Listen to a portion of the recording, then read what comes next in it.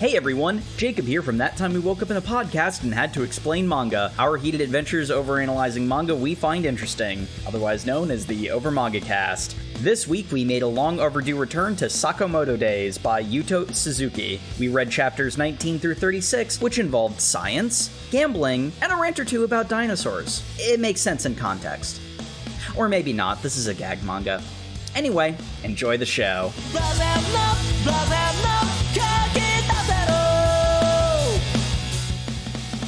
Hello everyone and welcome back to the Over Manga Cast. My name is Sam, and as always, here at the top of the show, we talk about our familiarity with the franchise that we read this week. I haven't done anything with Sakamoto Days since our last episode, so nothing new. Matt, how about you? Yeah, no, I haven't really touched it since we last read it. Fresh read for me. All right, and Jacob?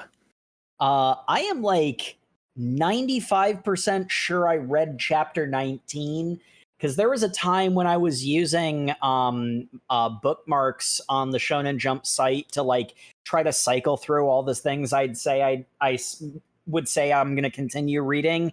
And my bookmark was on chapter 20, but that was probably more than a year ago. So it is functionally a fresh read for me.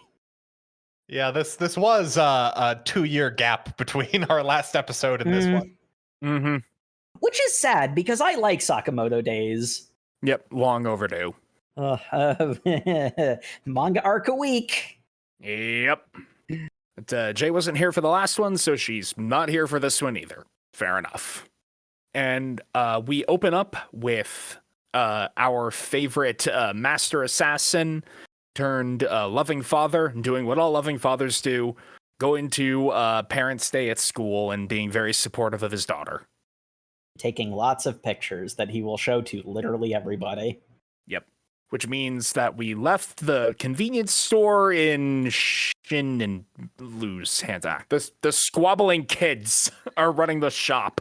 We left the kids in charge of the store. It goes the way you'd expect. Hey, Sakamoto's way too strong. How do we get a kidnapping plot started? Well, he's also a really good dad, so he's at his daughter's school today. It's such an elegant solution. I can't even be mad. Like, how do we deal with the overpowered character? Overpowered character's got other shit to do. Happened with Gandalf all the time in Lord of the Rings. So, yeah, we've got a kidnapping to go with. Mm-hmm.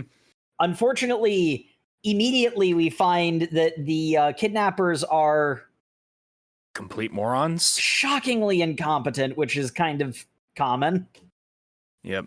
There's an important bit of setup, which is Shin and Lou were having a squabble because she took his apron to do some dirty work. And by dirty work, I mean an actually just dirty cleaning job. Mm-hmm. Why do you always take my clothes for this? Well, because mine wasn't available. And it gets into this whole thing about how she thinks some uncharitable thoughts. He's like, I can hear that, right? Yeah, I know you can hear it, and that's why it's so freaking annoying to be around you. I can't have a private thought. Get out of here.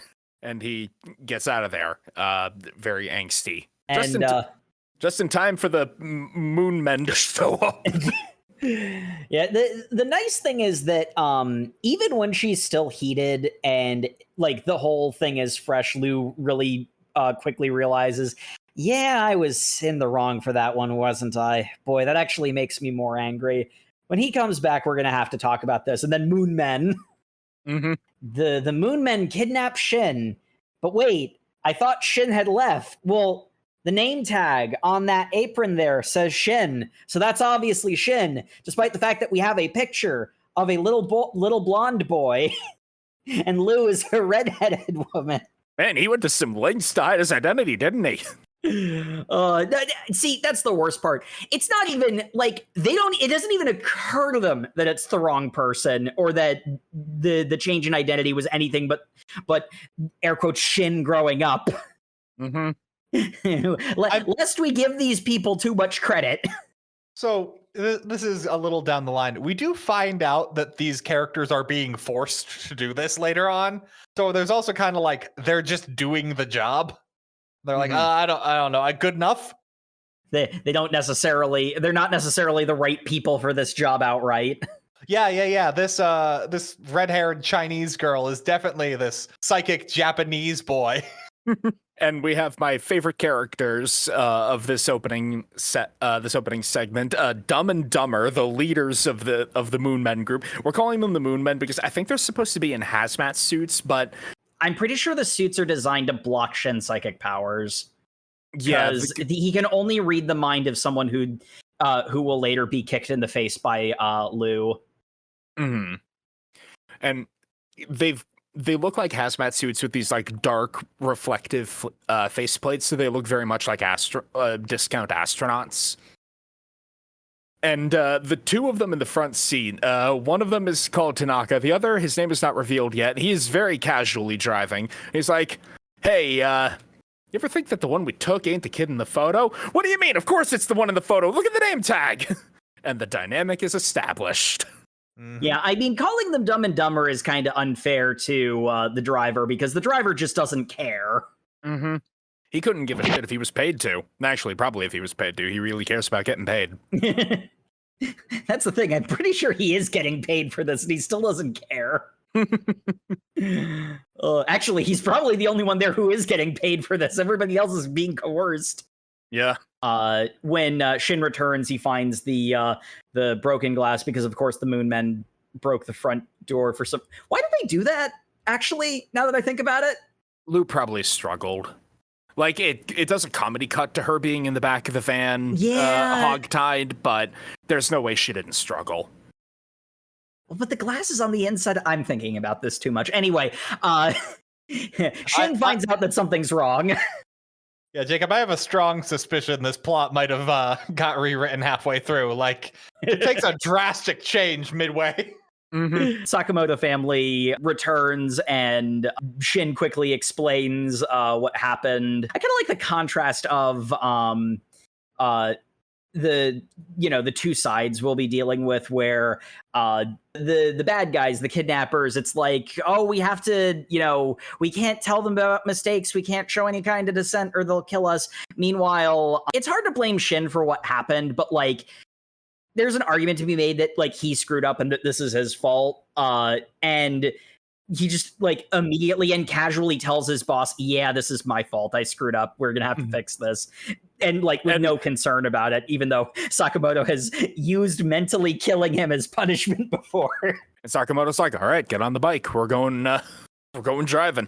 How are we going to find her though? I'm gonna follow the GPS. What GPS? The one in your name tag. This GPS is in our name tags. That's a fair response from Shin. Yeah.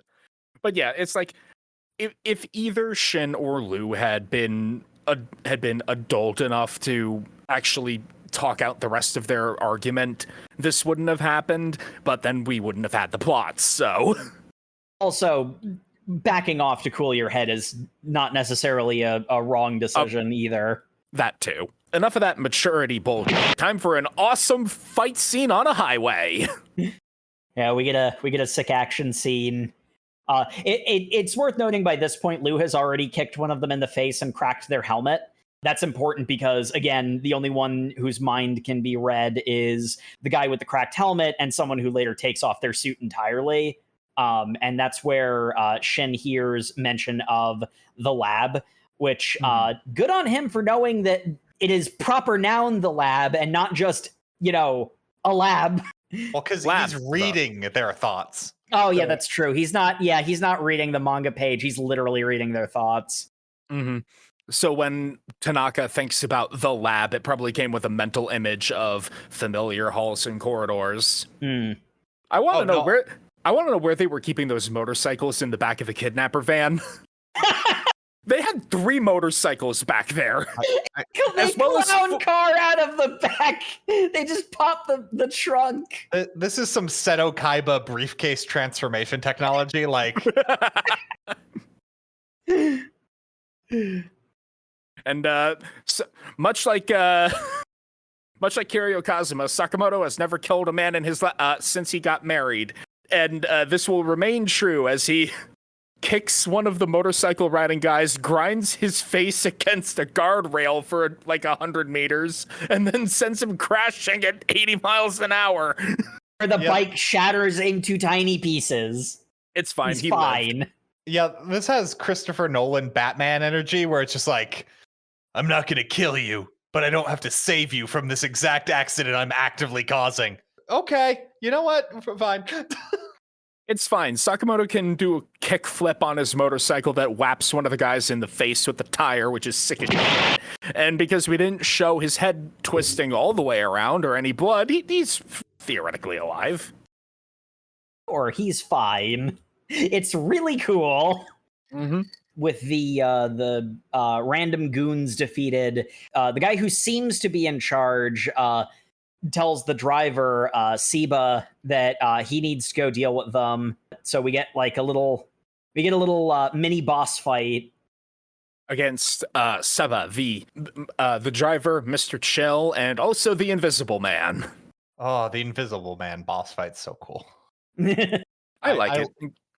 I love that there's so many speed lines so that the effect of him being visible where the speed lines bend. Yeah, that's a cool effect. Mm-hmm. And the only reason he doesn't insta-win is partly because of Shin's mind reading, allowing him to... he knows that an attack is coming, he just doesn't know where it's coming from. And Sakamoto is just so ridiculously good at this that he's able to sense... he's essentially got blind sight. Yeah, he can like sense the air of the incoming strike to block, and then presumes where the guy's neck is to grab him. Unfortunately, during the fight, Shin had been kicked off of the kidnapper van onto another passing car. All the commuters going about their daily business, shockingly okay with this, to the point where one, he hopped, during the fight against the Mooks, he hopped onto a truck and it's like, can I borrow this piece of wood? Oh, sure. You filming a movie? Yeah, we're filming a movie. Wow, the special effects are great. Yeah, I mean, like, Shin this commits is vehicular manslaughter. Yeah, but no, they didn't die. It's not manslaughter. Well, no one ever made Shin promise to not kill people. Okay, that's true.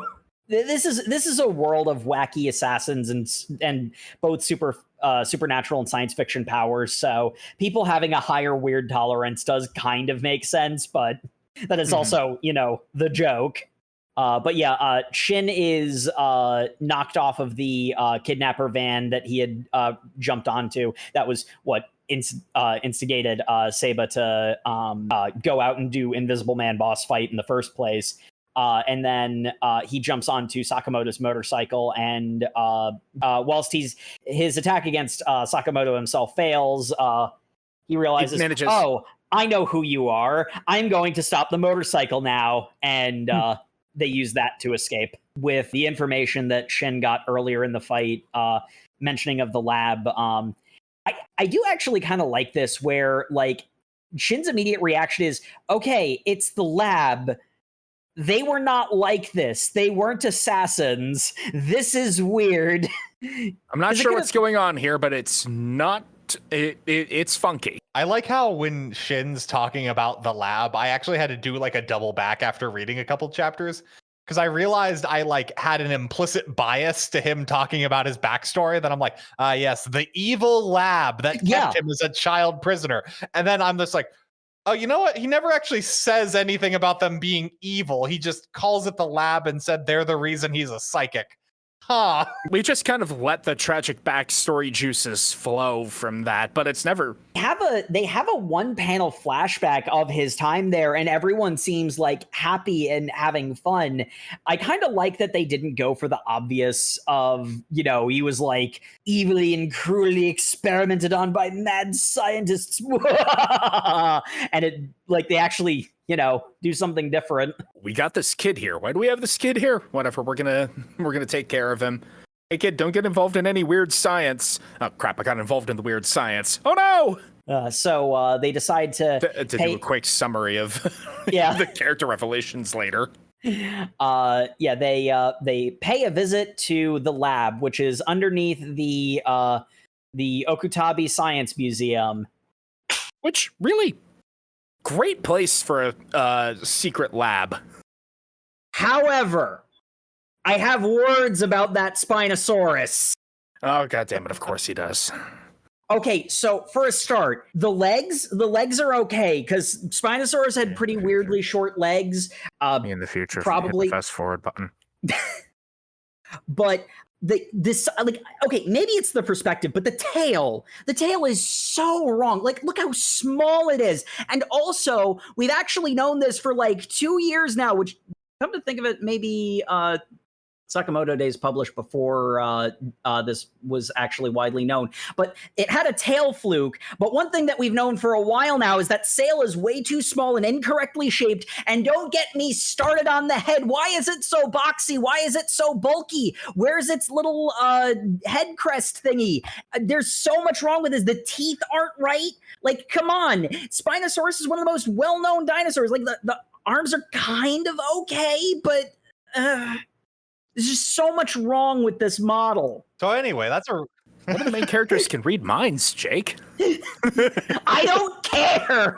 Spinosaurus is cool. So they are heading to the museum. We also need to make sure that we don't leave behind a sniper friend. That guy. He's here too. He goes to the store, and Hannah, Sakamoto's daughter, is like, Papa left before I could tell him about all the cool stuff that happened, and I'm sad. Well, maybe I could help you find Papa? How? My bird friend. Ooh, bird friend. And that's how Sniper Friend will show up later. Several chapters. Also, because they need to get souvenirs, they get coaxed into buying dinosaur. They get coaxed into buying dinosaur masks and getting their photos taken. And if my quick math on the like yen to dollar conversion is right, the print is nearly $50. That sounds exactly how much a theme park would charge for a photo. Like, museum. That sounds like an exploitative gift shop. They are being mocked for buying the photo by other people at this science center. So, Also, I love how this science center is dinosaurs and spacemen. The only two categories of science. Honestly, that sounds right to me. It's the two categories of science that would appeal to most children, so... Fair. Yeah, me. Yeah, exactly. Look, it would work on me too.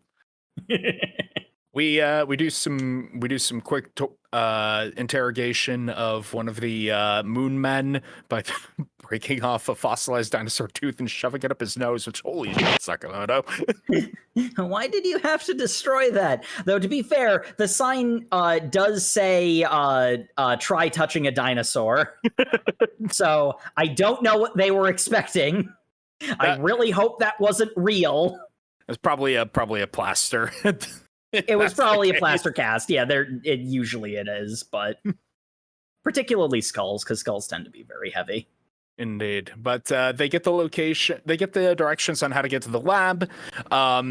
They have to solve a Resident Evil puzzle to make the elevator appear. A Resident Evil puzzle. It just is. They have to turn the clock face to and then rotate time. The bear. Rotate the bear head slightly, and it causes an elevator to appear between two other bear statues. And then they need the key, which is actually an ammonite fossil from elsewhere. That they got off the guy they beat up earlier. Like, that little throwaway line, I'm like, okay, so the manga's acknowledging this is bullshit. I'm on board. Yeah. Like, praise Helix, I guess, but... But unfortunately, the fingerprint doesn't match anything on file, so one of the standing bears opens its mouth and a machine gun pops out. We have a brief and brutal bear fight. It's like, okay, cool. They defeated the security system. Surely now they'll be able to continue on their mission to save Lou. And then the whole ass dinosaur skeleton crashes in. And we just get Sakamoto going like, I've never fought a dinosaur before. My daughter would love that. I'm going to take you alive. So, we get a really, really cool dinosaur fight. So, theropod dinosaurs had really stiff tails. On the tail vertebrae, they have spines that extend out. to make the tail stiff. They would be able to wag their tail at the base, but they can't actually flex their tail further down the line. So there's no way that an actual T-Rex would be able to swing its tail like this, which means either they put joints in the tail in places that it shouldn't be, or much more likely, because I didn't actually see the long spines going along the tail on the actual model itself, they probably just put other tailbones that weren't Tyrannosaur tailbones on this model for some reason. It's so cool, but it does a flip. They animated it into an attack golem. I think they installed a laser in its mouth. I think that was just a camera. I thought it was a gun because he destroys it because it's about to fire. You might be right. I thought it was the camera, but I could be wrong. It's a cool fight is the important part. It is a very... I want that boss fight in I don't care what, in some game. It's insane to me they decided I'm going to draw an anatomical dinosaur skeleton doing shonen action fight scenes, because my god, just the different angles you have to draw that from. Mm-hmm. I would not have chosen that. But this is also the same manga that decided I'm going to make someone invisible and indicate to that by showing the air shimmering. Just insane. Real dedication to the bit, and I respect it. But while we're in the middle of this cheesy as hell boss fight, we have a quick bit of Lou, damsel in distress, getting introduced to the boss, a Hotline Miami character, a man in a reindeer head mask. I will say they do good damseling with Lou in this section, because she is not a passive actor in all of this. Mm-hmm. But Mr. Reindeer, dude in a suit with the reindeer head, he looks like who's the Stein from Soul Eater, all covered up in stitches and whatnot. Gotcha. I was going to say I was thinking of the Hiroaka character. He's also got that going on. I was going to say he reminds me of the dude from Jujutsu Kaisen that can only speak in rice ball ingredients. Mm. He's got an X on his mouth. He does actually have that look to him. Like, the Jujutsu Kaisen character doesn't have the stitches everywhere, because that's his main gimmick. But they have the same kind of vibe. Mm-hmm. Same menacing aura. He can talk despite having an X stitch over his mouth. Not quite sure how he's doing that. By being very cool. Nah, I don't get it. You wouldn't want to lie to Mr. Reindeer, would you, Tanaka? Tanaka is very damseled. He's just like, please don't hurt me. Well, he is also useless. He's extremely useless. It's a cool action battle with the dinosaur skeleton android. I want security bot. I love that we have established this was the lab's security bot before they were evil. Uh-huh. Look, they might be kind to children, but we didn't say they weren't mad scientists. I don't know. I think at the very least the bear machine gun was new, because that seems to surprise Shin, but he hasn't been here in years, so who knows? I also love more just fun inconsistencies, because we cut to the lab where the scientists are hearing the sound of battle. They're all haggard, they're all weary. The moon men are being threatening. One of them collapses from exhaustion. And one of the scientists does. Yeah, one of the scientists collapses from exhaustion. And another one of them says, "This is the 5th scientist to collapse this month. We can't continue like this. Your insane research can't possibly succeed, and you're working us to the bone." It's like, this month, they showed up 6 days ago. Yeah, I noticed that too. 6 days is revealed later, but I don't know. Maybe he's just working. Maybe he's so delusional from sleep loss that he's working with a broader data set. Yeah, you need a control. You need a control group. He's counting the several months before. Anyway, before more good can be made on the threats, that moon man is killed by Shin snapping his neck. It's shonen manga. He's fine. It's classic. What do you mean? It's classic Shonen Jump rules. If they don't explicitly tell us a character is dead, they're probably fine. Mm-hmm.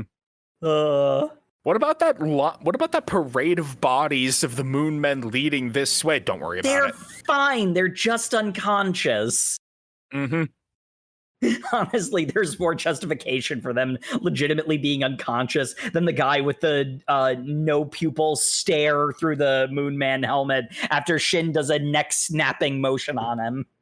Hey, if they're just unconscious, then when the building collapses later, why don't we see any of their unconscious bodies being dragged out? Stop worrying about it. They despawned. Those enemies despawned. Spoilers for the end of this arc, I guess, but... Look, all I'm saying is if I was doing a clean hands run of Dishonored, that would have gotten me doing a reset. If I left behind an unconscious body in a building that blew up. Maybe they woke up and didn't do anything about the prisoners escaping or something. It's fine. Whatever.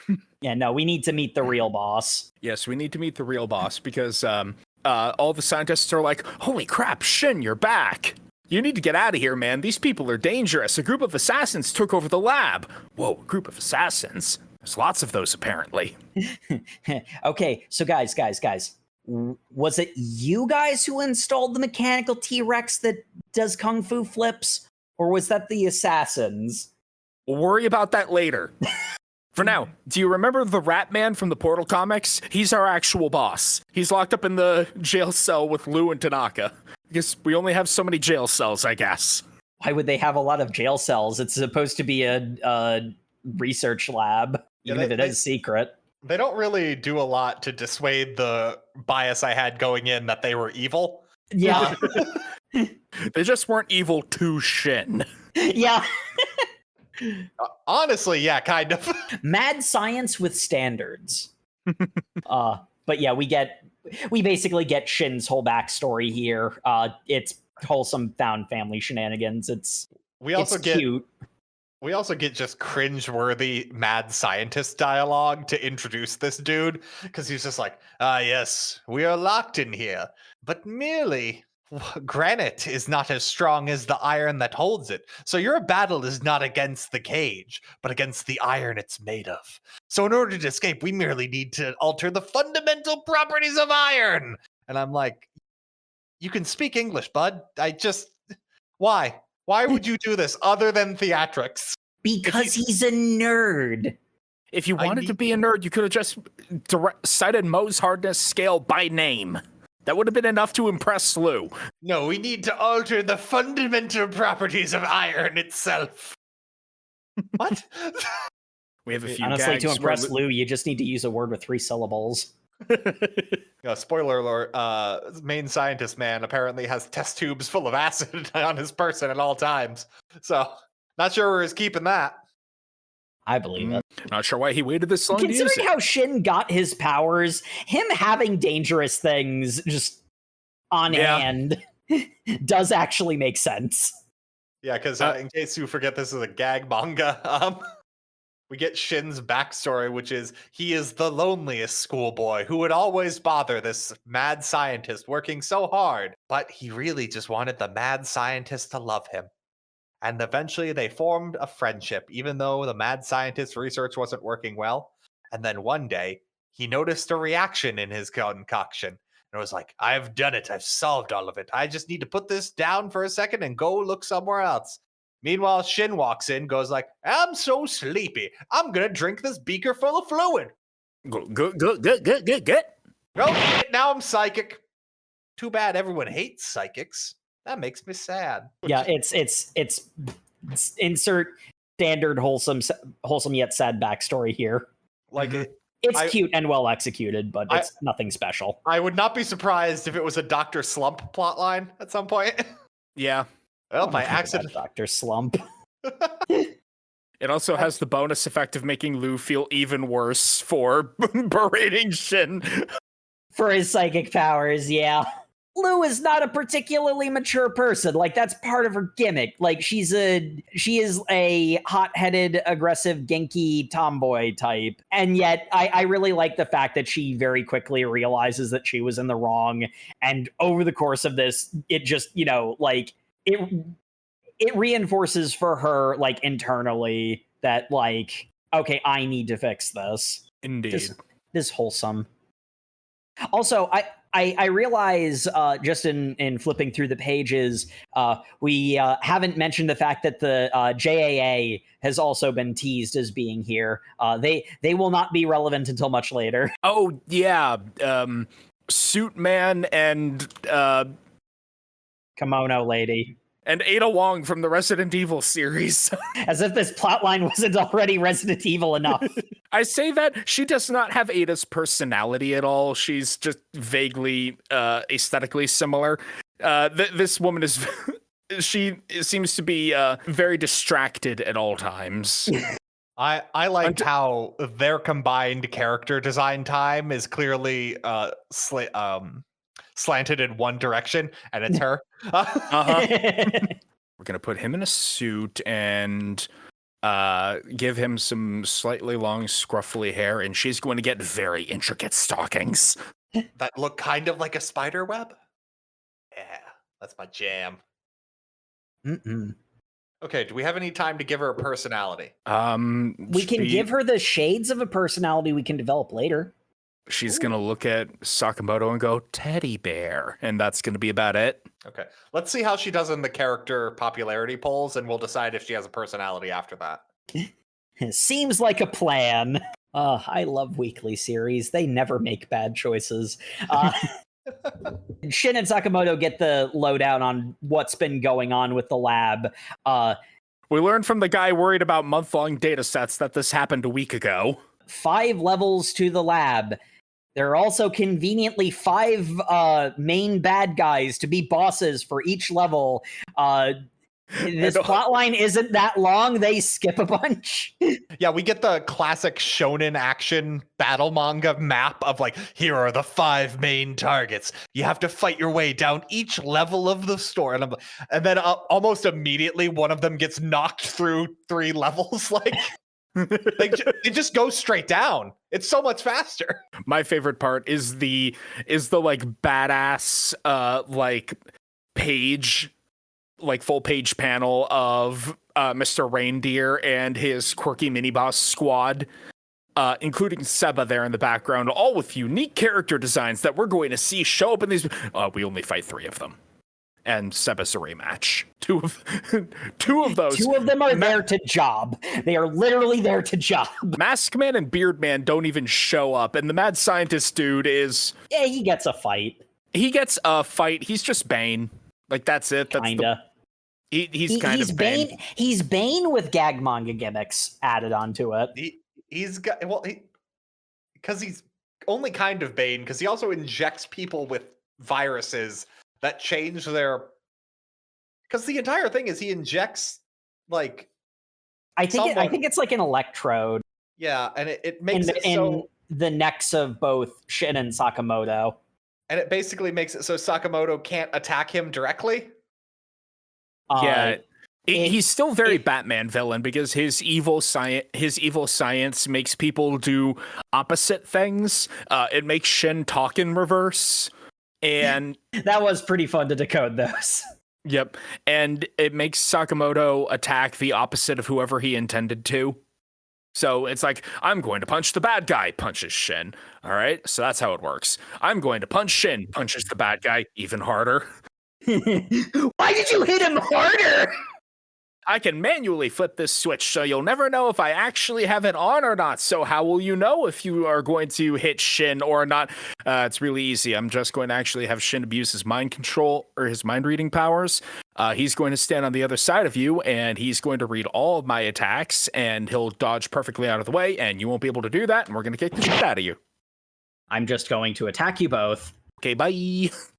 And then this is the point where we just proceed to skip a bunch of, it's really interesting the way that this all worked out, because Shin mentions that the assassins added a bunch of traps, right?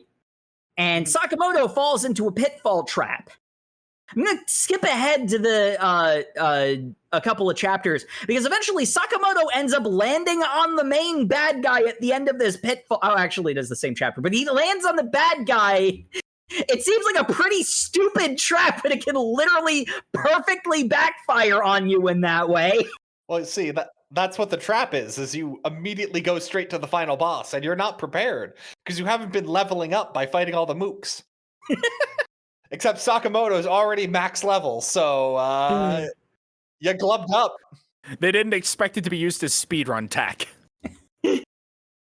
Oh my god, this makes me want a Sakamoto Days game even more, because that would be so fun, where it's like in the game you have to play through all of the levels, but there's a speedrunning trick where you intentionally get caught by a specific trap at a certain time. The only way I'd accept a Sakamoto Days game is if it played like Reciteer, where you have to run a convenience store and all of the like giant fight dungeons were just meaningless side quests.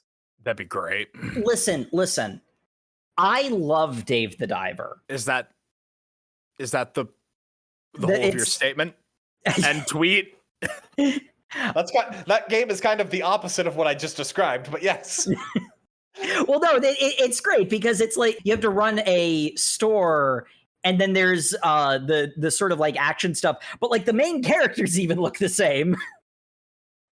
True enough. But yes, Sakamoto does the death warp skip to the final boss. Shin is still trying to find Lou. Lou and the actual scientist boss and Tanaka's here, I guess, are fighting their way out. And these 3 plot points will converge eventually, but first we have to have Mr. Reindeer turn into... God, this is such a Resident Evil plot, because he just sprouts knives out of one arm, a gun out of the other, and then a gun out of his mouth. And then explains how that's all a result of the T-virus somehow. Yes, I had my body modified. You gonna explain how? No, 70% of my body is weapons now. What does that mean? We're not gonna talk about it. My throat is a gun. Hold on. I'm just gonna stop on this. How? What? Why? In my organization, I am known as the Throat Goat. Please no. Please leave. Please leave. This is a children's place. Please leave. How are you still talking?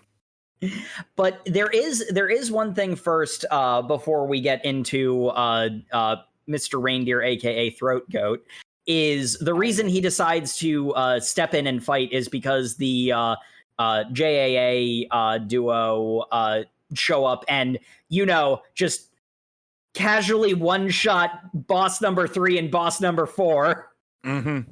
So we're skipping that plot line. we're expediting this. Look, it's fine. Shin and Seba need their run back.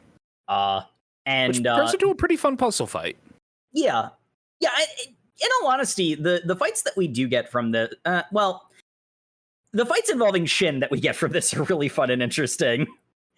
We'll get to Sakamoto fighting Mr. Reindeer, but the other thing that's kind of important is that we get some very we live in a society might causes just characterization from Mr. Reindeer. Oh my, his backstory was such a... Yeah, we sure do live in a society. You don't understand. The common people don't understand. They were bullying cats, so I murdered all 7 of them, and these Philistines think I'm a monster. Yes. Yes, we do. Why does nobody understand? I just react with irrational levels of violence to everything that personally grates against my morality. This makes me the hero. Why does nobody understand? And I just sat here and thought, dude, I grew out of this when I was 10. No, I don't know. This character vibes as someone who is like, I'm in the moral right. That means I'm allowed to indulge in my bloodlust. That's completely fine. This is morally justifiable indulgence of a vice. I grew out of that when I was 10. Wait, hold on, Sam. Are you admitting to a wanton bloodlust at the age of 10? You didn't have wanton bloodlust at the age of 10? No. Huh. Weird. No. Anyway, I think that the manga agrees with that assessment of this guy. Yeah, the point he's being, a goon. He is a goon, and his his master, Mr. X, showed up and like, actually, no, it's totally fine that you would commit wanton ultra-violence against random people for things that you don't like. I think that you're actually super cool. Join my assassin group. I am obsessed with you for all time. Sam, I like how you slid into like a kind of vague Dr. Evil impersonation while describing this guy, because that's so on point. Like, yes. Yes, join my super evil organization. We're actually very good and cool. We believe that murders should be done for the evil good. I mean, the good. And Sakamoto's just like, all right, seriously, shut the hell up. I hate people like you that that ramble on. Why couldn't you be like the JAA? They only did murders for good, but I also don't like doing murders anymore. No, I think Sakamoto just Sakamoto finds the has guy any- annoying. He doesn't have a moral standing here. He's just like, dude, you're really aggravating and I wouldn't want you around my family. Yeah, Sakamoto is not really a moral actor. He is, I don't do murders anymore because my wife doesn't like that, and I like my wife. Yeah. Because the thing is, I don't think that. So the manga's stance on the JAA seems to be that it has a code, it has its rules, it has its civility because that's good for business, not because it's right or moral. Mm-hmm. You know, that kind of ties into the thing with Sakamoto, where, like, he's choosing to be pacifistic. Can't see the air quotes, but trust me, they're there. Because not because he made the choice, but because, you know, his wife told him, I will divorce you if you don't. Look, it's fine. This guy's body is 70% weapons, and he's got an artificial spine, so he's immune to neck breaks. At which point Sakamoto goes, oh, cool. Don't have to worry about killing you. I'm going to stop holding back. Also, I'm going to be thin again. He can just transform into his skinny form. You can just do that at will, I guess. Like, that was... Okay, we're skipping ahead a little bit because we do have the puzzle fight with Shin and Seba.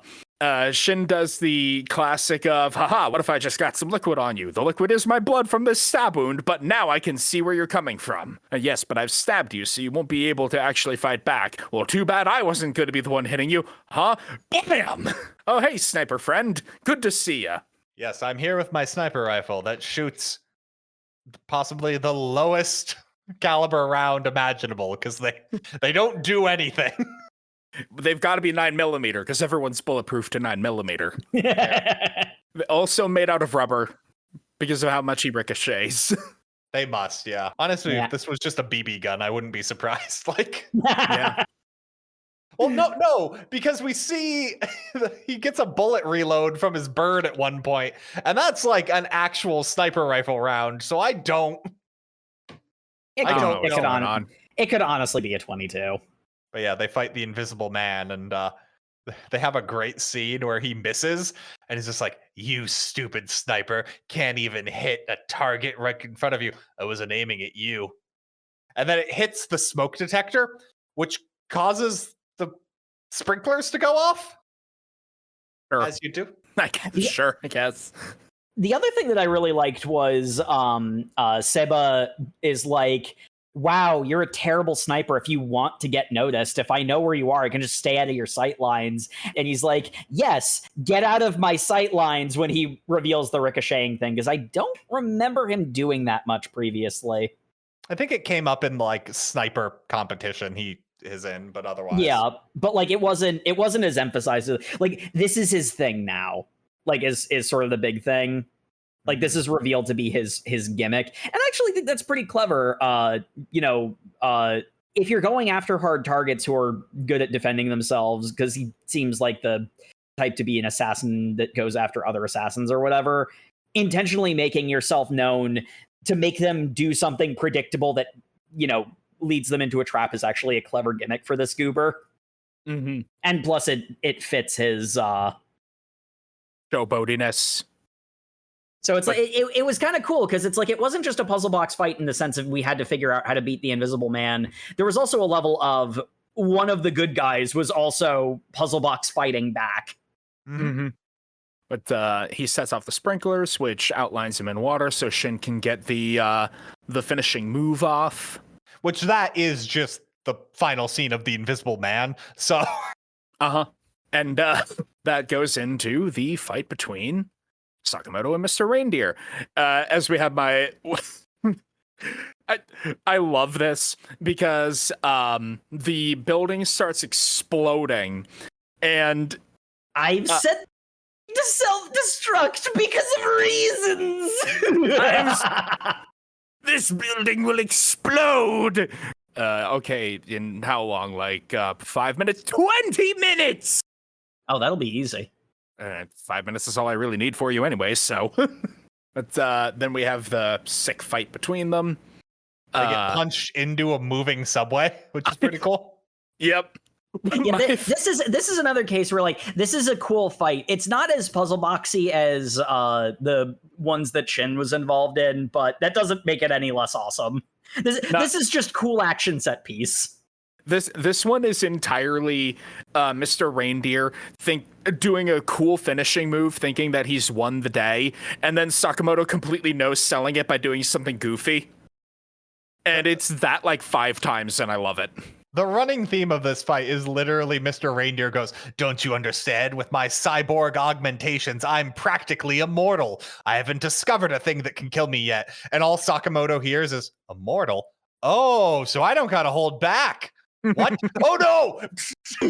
Like, I will defeat you with all of my weapons. If you need that many weapons, you're a good assassin. I'll defeat you with the thing in my pockets. You have a mechanical pencil and a sticker. How are you going to defeat me with that? I'm blind! Oh God, you blinded me with a pencil. Why would you do that? Well, it's fine. I'll just throw you onto these train tracks. What do you mean he ripped up one of the ties of the subway tracks and is surfing on it now? Like a rad skateboarder. Whatever, I will throw you out of this subway into the oncoming train of the other subway. And my favorite gag, Sakamoto breaking through the windshield of the front of that other subway, running down the entire length of the thing, and blasting out the back to jump through into the other train that he was on originally.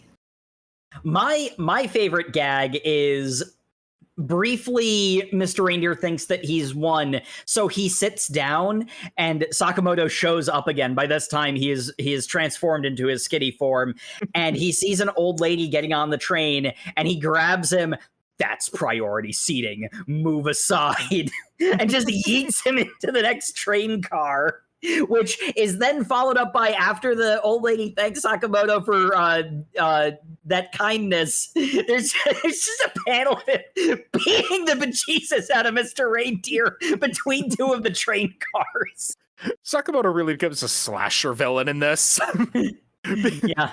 Eventually it becomes less Mr. Reindeer trying to kill Sakamoto and Mr. Reindeer trying to get away, which doesn't work. Eventually, Sakamoto is done screwing around with this guy and just knocks his ass out and drags him away. And fun attention to detail, when he calls Shin and says that there's a time bomb, he says there's 15 minutes left until the bomb goes off, meaning he did take him out in 5 minutes. Goku, the planet is going to explode in 5 minutes. Let me reach 100% power. With stuffed crust! Yep, we have a pretty basic chapter of Team Lu and Team Shin reuniting. Okay, because we have to complete Shin's character arc, which isn't even his character arc. It's the lead scientist character arc, where he goes, "Oh no, how are we going to get everyone evacuated in 15 minutes? I know. I'll use my psychic powers to hear all their cries for help from their inner voices. Man, having psychic powers kicks ass. Wait, so I didn't ruin your life? No, being a psychic is freaking rad." I guess my research was worth something after all. You know, and I mean, not for nothing, but like, it's pretty clear that this is something that Shin had squared with before he left, too. Mm-hmm. Like, this really is overtly his character. Mr. Do we get a name other than Mr.? I don't recall him. We do. We get a single flash of a name box. I think it's like Akasura or something, but he's just Mister for the rest of it. Consistently referred to as Mister. That's what I remembered him as. It really is his character arc. It's basic in Speedran because he's functionally a background character, but like with a lot of this, it's good. It's one of those ones that it's better to experience because it's so basic rather than have it explained to you. You've seen this type of story before. There's also a really cute scene of Lou apologizing to Shin. Yep. Lou continues to be adorable. I'm so sorry about the terrible things I said. Just calm down already. We've got a time limit. And I'm sorry too. Aw. Lest we forget, there was a broader plot happening in the background. Because we haven't mentioned it. We haven't mentioned it yet, but Mr. Reindeer and team were part of X's organization. X, that thing that was alluded to in the last reading all those years ago. So the JAA members that are here, they're doing stuff. They are looking for information on X because he has insulted the JAA for somehow. I don't know. Mm-hmm. And they're looking. This is going back to the JAA's like code of honor. It's good for business. He's a rogue assassin not playing by the rules, and it's getting people to notice that assassins are a thing in this universe, and they don't like that. Mm-hmm. Indeed. Basically the plot of John Wick 2. Pretty much, yeah. But using the security cameras, they find out the true identity of X. A blonde guy. With the name Slur. AKA Slur. That's a name. I like that his nickname was because his regular name is censored. He wasn't hiding his identity. He was just censoring his name. He keeps trying to put his name into text channels, and it keeps just automatically censoring it. It's like, no, I'm trying to say my name is Slur. I'm not trying to say a slur. It's just what I am. I am Slur.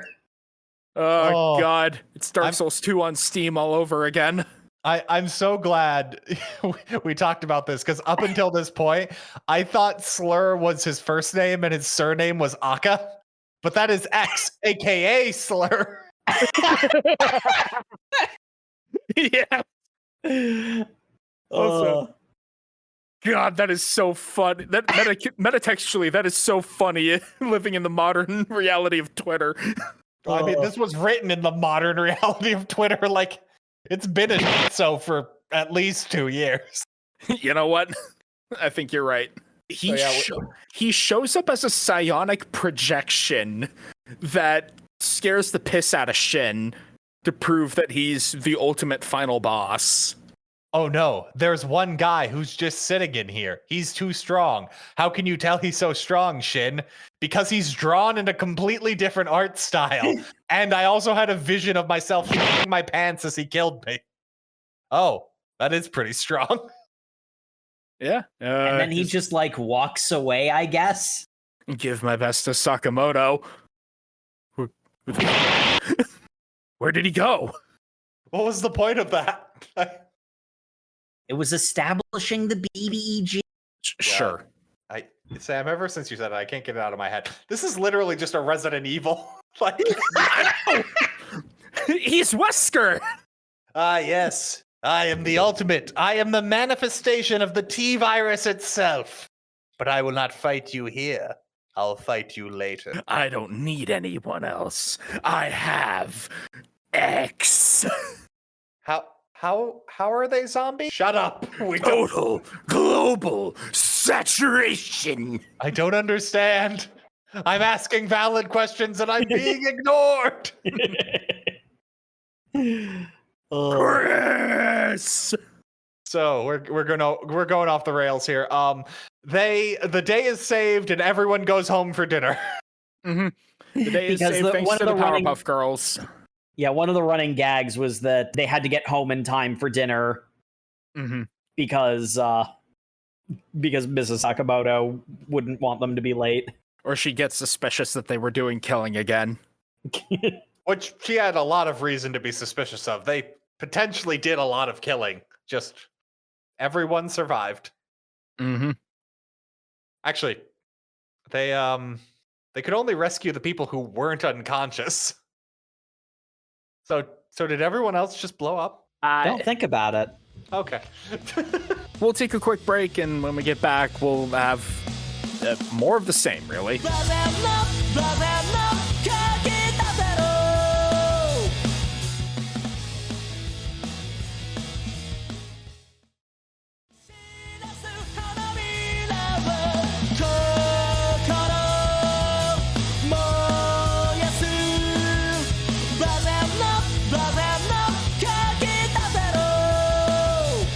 And welcome back to the show, folks, where last we left our assassin family.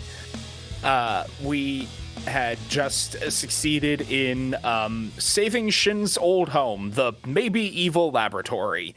And now, because that was such a tough mission, everybody is tired.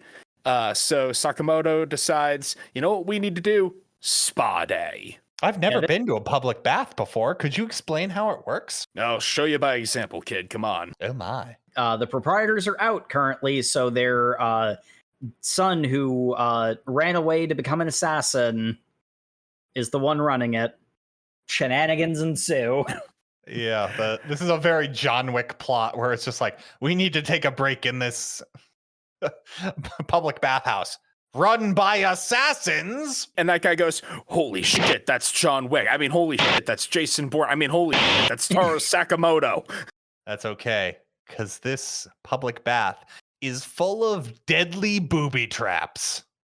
And it's literally just a bunch of gags of things in public baths that could be set to kill you. Like, and Shin and them is working blown on away, Shin, but not on Sakamoto. and Sakamoto is fine.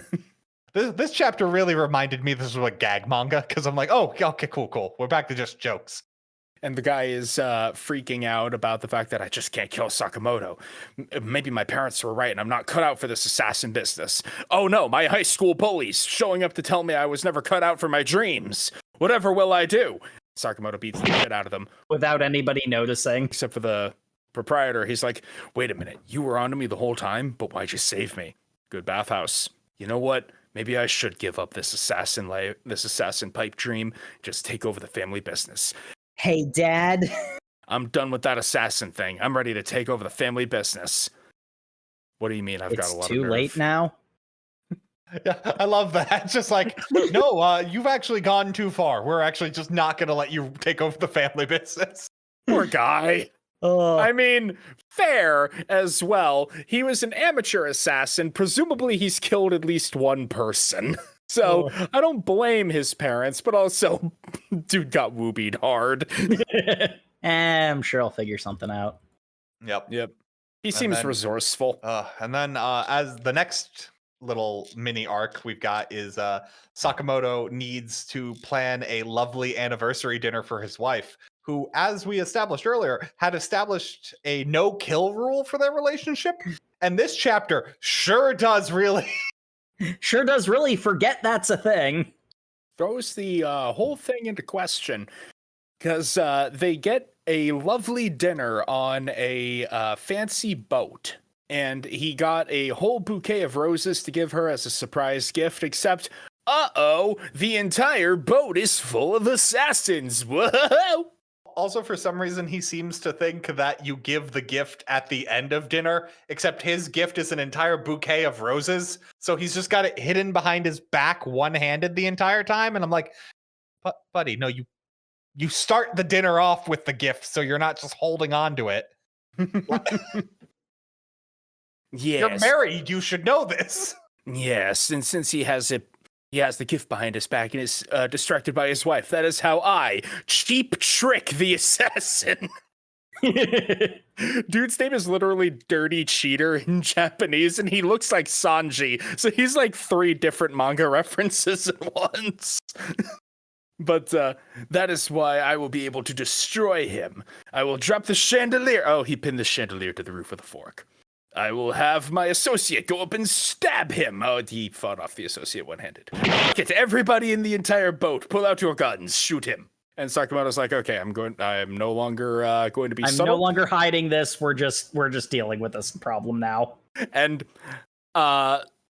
Sakamoto, in her most Chi-Chi married to Goku moment, goes, man, this always happens. Yeah, those guys are definitely not dead on the deck there. It's fine. Yeah, he throws his wife up like 200 feet into the air so that he's got enough time to not kill. Solve the problem. Dispatch. There are people bleeding out the sides of their heads, but I guess they're all unconscious. It's a cute scene when they come back to the convenience store. The other workers had been like talking, what does she see in him? Hey, what do you love so much about Sakamoto? It's like, oh, I don't know. He's a fast runner? Okay, now that's bullshit. I need to know the actual answer. Shin, get over here. And it's especially cute because he gave her the bouquet of roses, but it was destroyed in the fight. So but she still put them in a vase. Yep. And she said, oh, well, I love you because you have such a unique perspective on the world, and getting to experience everything alongside you gives me a fresh look at the world around me, and it's so much fun. And you're just really a light in my life, Taro. And just stop killing people, please. She has a cute anecdote about how she had made him a rice omelet, and he started crying because it was so delicious. And when she had initially made it, it was just a regular old rice omelet. But the fact that he loved it so much made it taste better for her too, which is like, honestly, marriage goals right there. Like, let's be honest. And I can only imagine that she fibbed to Lou at the end there because she was too embarrassed to give the sappy reason to the kids. It's pretty obvious by this point that Shin and Lou have been functionally adopted. Mm-hmm. But speaking of Lou, wasn't she a daughter of a triad king or kingpin or something? Oh, right. Why is this Chinese guy showing up at the start of one of the chapters? We get introduced to the main antagonist of this arc, who comes to find Lou because he is being sent by the triad to bring her back home. They're at a family restaurant, and Lou makes a whole big deal how she'd never been to one before because she was used to living in the lap of luxury with the triad. And in the middle of this conversation, we get introduced to the main consigliere. It is a word I've read but never actually had to pronounce out loud. I think that's correct. Same. I want to say it's Italian, probably, because it's like a mafia term. I keep wanting to saying it like concierge. That's what kept playing in my head. But that's not. It's not that. Yeah, I think it's a mafia term. I'm probably wrong though. But so he's basically big and he's the right hand to the big boss. Yeah. Is what he is. Yeah, and we get introduced to the man by the name of Wu-Tang, and you only know one thing about him. He is not someone to fuck with. Your boy Wu-Tang. He also has, I'm going to be very honest, a very predictable character motivation in that he is in love with Lou because they grew up together. Because he was like a teenager when she was a tween. Yeah, They're not significantly older. Yeah, it's like a 3-year age gap, but they're not as far apart as it first appears, because one of the big things with Lou is that she's naturally very childish. She's older than she appears, and acts. Some of the way that the panels are framed make Wu-Tang seem more imposing than he actually is, because he's sitting on the table they're all sitting at. He's sitting on the table that they had been eating lunch at. Well, because he's also not someone to fuck with. I don't know how more exactly to be clear. But I love how he's just like, and now time to die, as he goes to try to shoot Sakamoto in the head. And Sakamoto catches the bullet with the tines of his fork, making it the most ridiculous of the two ridiculous things he did with a fork in our reading. I don't know why there had to be two ridiculous fork feats, but if I had a nickel.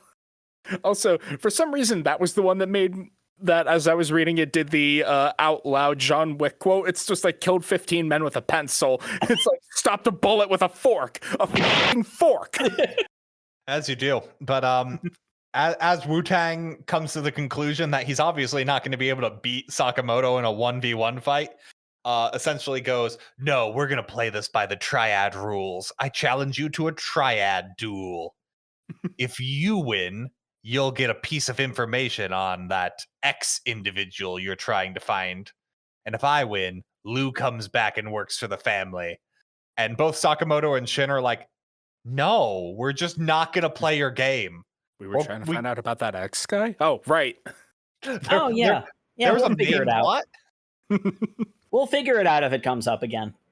Also, I think we've kind of underplayed the amount of simping that Wu-Tang does for Lou. Yeah, I wanted to mention that too.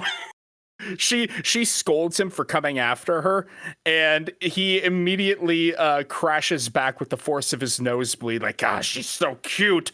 A bit later, where the other two declined the bet, as Matt said, Lou is like, I agree to this bet. Well, why are you agreeing to the bet? We can literally just not. Because I'm a member of Sakamoto's family too, and I'm gonna put my skin on the line for the boss. Skin on the line? What an erotic turn of phrase. Why did you Buddy! say that, Wu-Tang? Buddy! Wu-Tang, we were trying to build you up, bud, and you really keep tearing yourself down.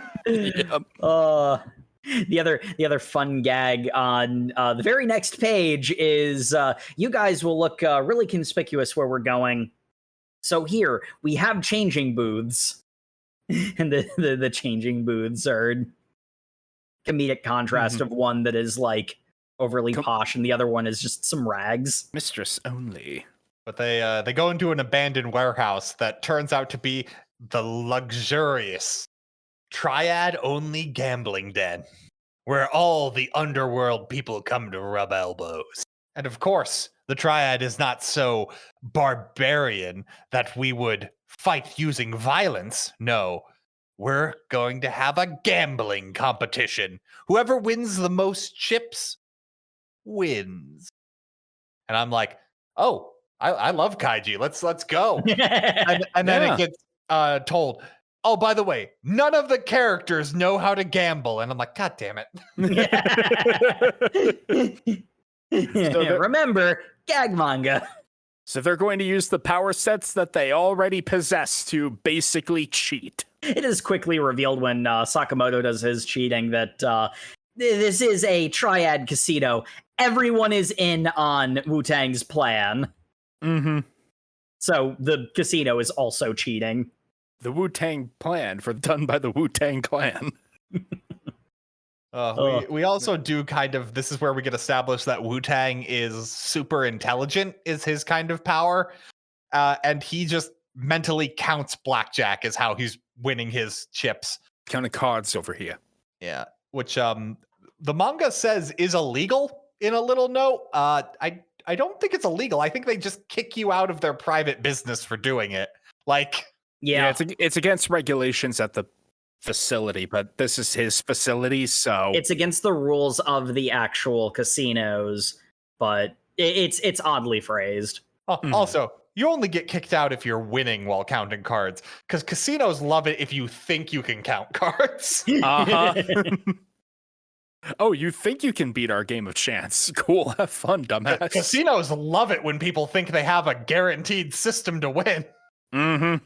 But yeah, Shin uses his mind reading to win poker. Sakamoto. Can I just say the poker game was dumb? Like, poker game was exceptionally dumb. It was just like, I have no idea what any of these cards do. He doesn't even know how poker works. The only reason he wins the first hand is because Lou walks over to him, grabs his shoulder, and goes, "Come on, you don't know how to play. Let me play." And that makes him drop a king and an ace. And they're like, holy shit, he's got a hand to flatten any of us. We better bluff. It's literally the American Duel Monsters Championship where Pegasus goes, don't you know, Bandit Keith? Even a child could beat you if that child had mind reading powers. And so Shin's like, they're all trying to bluff because that was apparently a really good hand that I had. Well, I don't buy your bluffs, dumbasses. I'm all in. The problem is this strategy only works if he naturally wins by having the first hand. Yeah. Which is insane. But look, clearly the manga doesn't care about poker either, so. Yep. And how does Sakamoto win roulettes? Because he puts in every chip but one so that if the ball lands on something he doesn't like, he can ping the chip to force the roulette wheel to spin a bit more. Because he's Sakamoto. Yep. He can just do that. And conveniently, they end up with the exact same number of chips, which is 80,000 and some change, which is insane that they got the exact same amount. Yep. Down to the last digit. Mm-hmm. So we need to have a tiebreaker. Old Maid, the only game Wu-Tang suggests a bunch of different games like poker. They're like, I actually don't know how to play, so what do you know how to play? Play Old Maid with the family. I cannot believe we're doing this right now. I need to have 2 people on my team so that we can have equal teams for Old Maid. And they say that the teams are crucial, but then they aren't. I'm very confused by this game of Old Maid. Yeah, it doesn't really matter. We just need the gag of Ryu having absolutely no poker face. So I don't know why she thought she could play poker. I feel so bad because this is a tried and true joke of anime.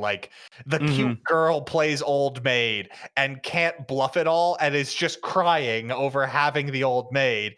And then the guy that likes her takes the Old Maid so that she won't be sad. It's this isn't the point of the game. What are you doing? I'm so confused because people are getting eliminated. I don't understand how he didn't get eliminated. I guess when you run out of cards, you're out. I genuinely don't know how to play Japanese style Old Maid, so maybe apparently we got to be missing something. I do love the way that Shin is eliminated because Wu-Tang is yes, you can read minds. This is something that I have just accepted as a reality. So, how deep into the mind can you read? Which of the 3 layers of consciousness can you get to? Actually, idiot says what? And he thinks in He thinks in differential calculus. Yeah. He thinks in differential calculus, and poor Shin's 10-int brain overloads. Yeah, 10 is pretty generous. Shin's a 9. I love the exact line is something along the lines of, my internal monologue is too complex for you. And I'm like, oh my God. You know what, bro? This is why you got beat up as a kid. Yeah, because that's his backstory that we get is that he's not physically strong. And at one point, Lou had saved him from other Triad members who were beating him up because nerd. Mm-hmm. Yeah, they were ganging up on the nerd, and he's like, I'm just a nerd. I can't be a member of the Triad. And Lou's like, I don't know. We do a lot of crime. We need guys who are good with numbers. Seems pretty cool that you can do numbers good. I will do numbers the best. Anything to impress you, my queen. That's cool. He does simp really hard. Yeah, he's a simp and an intellectual edgelord. The only thing he's missing is a fedora and a tip. My God, he would wear a fedora too. It would fit his aesthetic. He is that guy. Yeah, and the sort of big thing is revealed in the flashback is when she asks why he didn't fight back. He's like, I could have fought back, but instead I'll eliminate them politically. That's a more effective long-term solution. And he's mentally thinking, man, why am I coming up with such a lame excuse? That's never going to work. Wow, that's really smart of you. You must be very intelligent. Yes, I am very intelligent. This is my personality now. You joke, but I've seen too many people who have received one compliment in their life and then decided, well, I guess this is going to be the main aspect of my personality from this day forth. I mean, it wasn't real. Like that is just true. It's funny because it is true. And Yeah. painful. This is art imitating life here. So remember, kids at home, bullying works. Bullying is bad, but some people need to be bullied like a little. I'm just saying, a zero tolerance policy on bullying is probably a little too much. Some people just need to know what they're doing isn't right. So Team Sakamoto. The triad seems to think so, because as the old maid game is ending, the triad is pissed off about this, and We came all the way to Japan. We played your stupid game. We set up this entire elaborate thing. Why are we not just shooting them? We're the triad. We're gangbangers. Why are we not just shooting them? We're gonna shoot them, and we're gonna shoot you too. because you're a nerd and we don't like you. Actually, drop dead nerd is something that one of them shouts. So Yeah. that's literally the joke. Oh, you're going to shoot me, are you? Well, you would only do that if you didn't want your arms anymore. What? That's right. I rigged all your guns to explode if you pulled the triggers so that it would tear off your own arms, because I saw your mutiny coming from the start, you mongrels. My God, he's so smart. The thing I like about that is Wu-Tang was ready to Give take up and the accept L. his fate.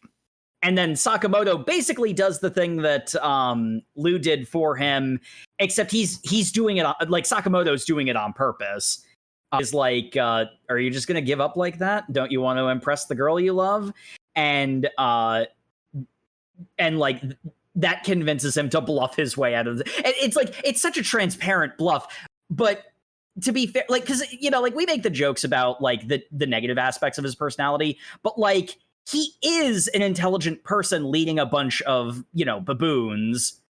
So like it works that he's able to pull this obvious bluff on them because he's established himself as being smart.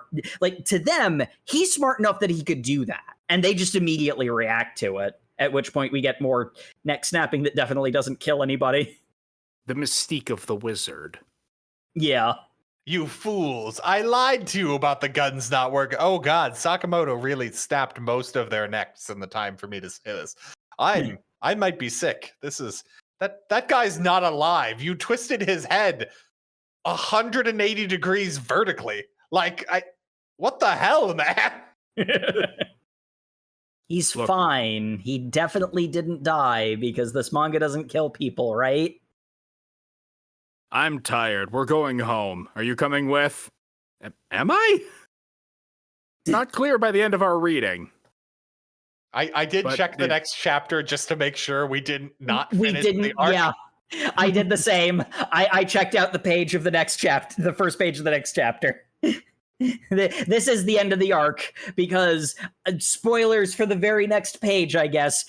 He's at the store now. I guess we have a new employee at Sakamoto's. Well, Jacob, that's just gag manga rule. It works for Ranma 1/2. It works for like early Dragon Ball. When you defeat someone, they just become part of the ensemble cast of comedy characters. Like, that's the entire point of part 4 of JoJo. Yeah. Honestly, I'm about it. Happens a lot in the other parts of JoJo, but it's really egregious in 4. Josuke beats up half of the entirety of Moriocho and is best friends with them at the end of the series. But yes, thus brings us to the end of our reading. So, as is the case for a action shonen, favorite character and favorite fight. I really liked Shin in this reading. He had some fun character moments, some surprising maturity for being one of the 2 kids, and lots of good comedy bits out of him. Just overall, good showing from him on this one. I can't really think of anything super outstanding except his poor pea brain getting overloaded by Wu-Tang's massive giga thoughts. That one particularly got me. Yeah, Shin did good job, lad. Favorite fight though was Sakamoto and Mr. Reindeer on the subway. Lots of standout panels on that one. My favorite was, we didn't mention in the actual recap, but when they first got on the subway, Reindeer was looking around at the crowd just like, he's blended in with them. I need to make sure that I can find him so I can finish him off. And Sakamoto has already shifted into skinny mode and is sitting behind him like, you are already dead. Really enjoyed that fight. Matt, how about you? Favorite character, favorite fight? So favorite character, I'm gonna go with Wu-Tang because I'm a sucker for gambling manga, and he was super good at gambling. And I'm gonna say this is probably kind of wishful thinking mostly for him. I just love the idea of a super intelligent character stuck in a gag manga, which depends on everyone being incredibly dumb. So his super intelligence is gonna have to just be like a superpower that doesn't work half the time, and I'm excited to see what they do with that. I also mentioned his like kind of personality is like very cliche, but it's a gimmick I like. So Tropes are tools. yeah. Favorite fight? I mean, how are you gonna pass up Sakamoto and Shin versus the T-Rex skeleton robot? You know, that one was sick as hell. Honestly, just the setting of the subway was gag fodder enough to make that one edge out the T-Rex fight, but the T-Rex fight were looking good. And Jake, favorite character, favorite fight? Honestly, because Sakamoto Days is a very vibes series as a gag manga, the one I enjoyed the most was Lou. She was absolutely freaking adorable. I want to give her head pats. And I liked her little like mini arc of accepting that she was the one in the wrong for the whole fight that instigated the main plot of our reading. I think that was a cute setup reminder payoff sequence. And favorite fight. I'm glad Matt said the T-Rex fight was his number one because the tail anatomy bothered my neurotic brain. So I can say the highway fight was my favorite because this entire section had a bunch of amazing fights. Like, point out the bad one. You can't. Like, there was the puzzle box Invisible Man sniper fight, but I don't know, the like motorcycle back wheel kick to the face move that Sakamoto did was one of the coolest things in this entire reading. So that one kind of stands out in my mind. Step aside, Akira bike slide, the Sakamoto bike kick move. So you're saying he kicks you on a bike? No, he kicks you with the bike. And so this is a gag manga, though it is making an effort at having an overarching plot. Plot predictions. I think that the most obvious gag is that they beat the crap out of Slur, aka Mr. X. And he's going to, I don't know, have a change of heart and become a part of the team. That would be pretty funny. Other than that, I'm not sure, because we've cleared up the major, like, lingering plot hooks for both Shin and Lou. And Sakamoto didn't seem to part on any sort of bad blood with the JAA. Like, he runs into JAA members, and other than the ones that have personal grudges against him for stupid reasons, they're just like, oh, hey, Taro. Oh, hey, how's it going? Yeah, he's cordial with most of them. I like the one opening bit we got where the like chapter image was Sakamoto and the JAA in their like prime, like all in their like peak physique. And then the next page is that Sakamoto looking across the street to see like older fat Sakamoto with his family going like, the hell do I become? And one of the other JAA is like, man, he still looks tough. Yeah, that was a little trippy, but it was fun. I like that it had to have the little asterisk. The actual chapter starts now. I'm not gonna lie, I needed that because I was just flowing through the read and I hit that and it threw me off. Did you also think, wait, do they have a new member of the JAA that looks identical to Sakamoto? Yeah, yeah. I could see a gag manga doing that. Like I was wondering if that was a clone until it explicitly said that this was non-canon. It doesn't help that there's no visual age difference with the other members. Like, Yeah. Any plot predictions from you guys? I think this is gonna go fully gag manga. I think they're going to introduce new funny characters, do new funny things. Um, I'm gonna take a wild guess right now. I don't think Slur's plotline is going to really culminate in anything great. I think it's gonna be more cool fight scenes, and yeah, like it doesn't seem like they care, and that's fine. Like it's chill fight scenes and chill comedy beats. I could see them actually having some stakes, like actually challenging Sakamoto. The thing is, the series doesn't need it. He's really in the sweet zone between like Z Goku and Dragon Ball Goku. It's one of those ones where like there's a part of me that wants to see like not necessarily for the whole manga to take a turn, but at least to have like a full and proper arc of like the series being not necessarily serious because like even the cool fights have a gag element to them, but you know, like actually have like it be more action than comedy basically. But I can't imagine they'd do that for more than one arc. And it's one of those ones like at that point, if you're not going to commit to it, then maybe just stay in your lane.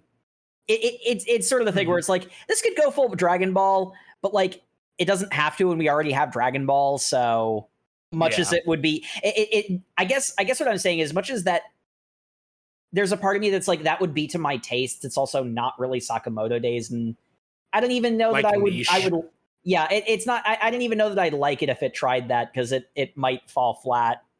Yeah, I of the two gag manga we've read that could potentially become way more shonen heavy, I think Undead Unluck I'd much prefer to just go full shonen.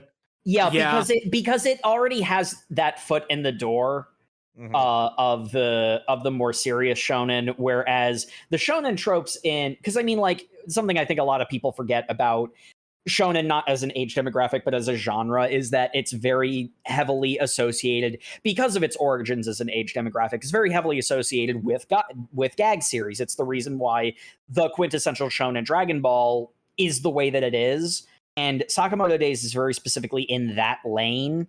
I think it would be like there's a part of me that thinks it would be cool if it actually like had X be a genuine threat, but they could also just like I have less of a problem with them simply flattening X as a punchline than I would, for example, Garo in One Punch Man. Like, because there almost is a level of, oh god, we have to do the serious stuff. Okay, let's deal with this really quickly and then get back to the funny stuff. Is more what Sakamoto Days does, whereas something like One Punch Man actually at least seems to take its theming seriously, if not anything else. One Punch Man also has the effect of like everybody who isn't Saitama is in a very serious shonen. Yeah. Even the most serious characters in Sakamoto Days aren't that serious. Like it wouldn't feel anticlimactic for X to get slapped out of existence really easily, I guess, is kind of the important part. That's sort of like the problem with the plot becoming a plot as opposed to a vehicle for jokes. But with that in mind, would you continue reading? And for me, it's absolute yes. Maybe it's just the benefit of reading this, of doing this second episode in the middle of summer, but this has very lazy summer vibes to it. Even in the middle of the intense subway destroying, dinosaur fighting, highway roaring action scenes, it's still got a sort of chilling next to the fan with a watermelon energy to it, and that's just nice. It's a nice vibe. How about you, Matt? Yeah, unfortunately, it's been 2 years. I can't remember what I said about Sakamoto Days the first time around.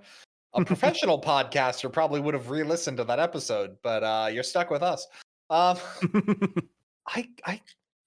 I think this reading in particular, I would continue reading only because it was so inoffensive. Wu-Tang was fun. There were some fun bits. I don't feel like there's anything that is really anchoring me to the series.